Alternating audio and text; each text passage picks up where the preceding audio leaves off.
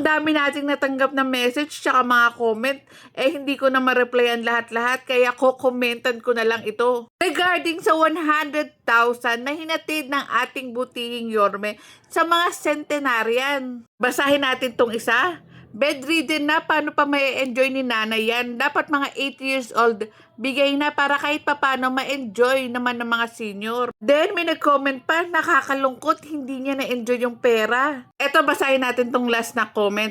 Sana nga magpaaga ang bigay para naman makain pa ng mga masasarap at makapamasyal man lang. Ganyang nakahiga na, para saan pa? Di mga anak ang matutuwa. Congrats sa 100,000.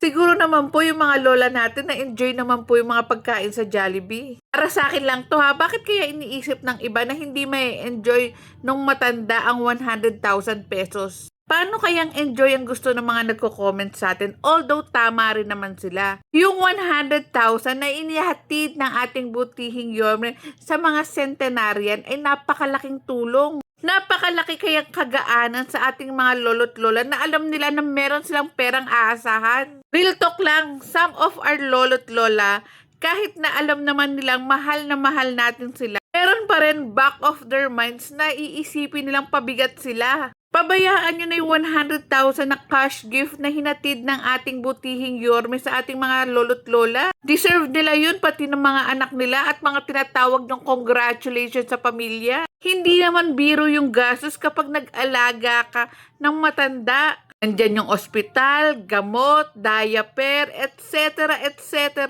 100,000 nga, maliit pa yun eh. Sa mahal ng mga ospital, doktor at mga bilihin. Pero sana wag 100 years old, kahit mga 80 years old, palagay nyo.